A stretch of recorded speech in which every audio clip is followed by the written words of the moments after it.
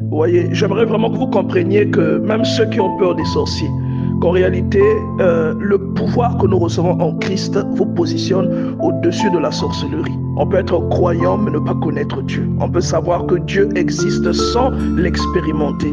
La Bible dit par exemple dans Nombre chapitre 23 au verset 23, l'enchantement ne peut rien contre Jacob, ni la divination contre Israël. C'est-à-dire, il est en train de te dire que la sorcellerie, l'envoûtement, toutes ces choses-là, il dit que ça ne peut pas marcher contre toi. Pourquoi?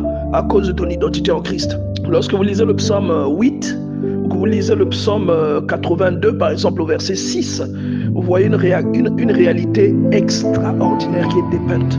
Dieu nous donne notre identité. Dieu dit de nous ce que lui, il croit que nous sommes. Il dit de nous ce que nous sommes, puisque c'est lui notre concepteur. La Bible dit dans le psaume 82, au verset 6, « J'avais dit, vous êtes des dieux, vous êtes tous des fils du Très-Haut. » Donc, une chose que soit nous ne croyons pas, que soit nous n'acceptons pas à cause de notre incrédulité. Mais Dieu qui sait tout, dit de nous que nous sommes des dieux. Vous comprenez pourquoi il dit que nous sommes des dieux, non? Parce que un chien, ses enfants, ce sont des chiots. Un lion, ses enfants, ce sont des lionceaux. Donc, devenus adultes, ce sont des lions. C'est comme une étape à laquelle nous accédons lorsque nous entrons en Christ, lorsque nous naissons de l'Esprit. C'est-à-dire l'identité qui s'attache à un être humain lorsqu'il devient adulte, en rapport avec l'héritage qu'il a de la part de son père. Parce que la majorité dans le domaine de l'Esprit, ce n'est pas l'âge, mais c'est la conversion d'une personne qu'il introduit dans son héritage. Vous comprenez ça? Et donc quand il dit vous êtes des dieux, c'est en quelque sorte, il est en train de dire vous êtes mes enfants. Parce que lui, il est Dieu. Il est en train de te dire que tu es son enfant. Mais comment l'enfant de Dieu peut craindre l'envoûtement? Comment l'enfant de Dieu peut craindre la sorcellerie? Ça, c'est quand même en tant que chrétien des questions que vous devriez vous poser. Comment en tant qu'enfant de Dieu, lorsque quelqu'un vous visite, une personne que vous avez les suspecte, vous vous cachez, vous dites je ne suis pas là. Mais rencontrez cette personne afin que cette personne voie quel esprit redoutable vous êtes, quelles conditions redoutables vous habitent. Qu'il voit quelle supériorité. La Bible dans le livre de Daniel parle de l'esprit supérieur qui animait Daniel. Il n'a pas fui devant les Chaldéens, les satrapes, devant les magiciens. Daniel n'a pas fui.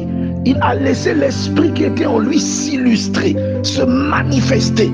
Et tous ont reconnu qu'il y avait quelque chose de différent dans cette personne.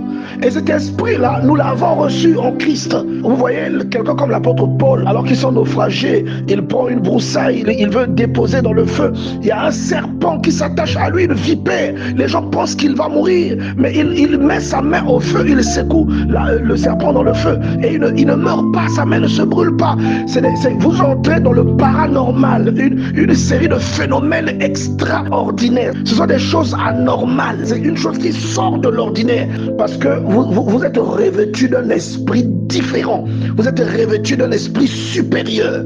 Je voulais fortifier quelqu'un ce matin. Ne vous laissez pas abattre. Vous ne pouvez pas être ensorcelé lorsque vous êtes en Christ. Vous ne pouvez pas être envoûté lorsque vous êtes en Christ. Aucun fétiche ne marchera sur vous tant que vous êtes en Christ. Aucune malédiction ne pourra avoir de l'effet sur vous.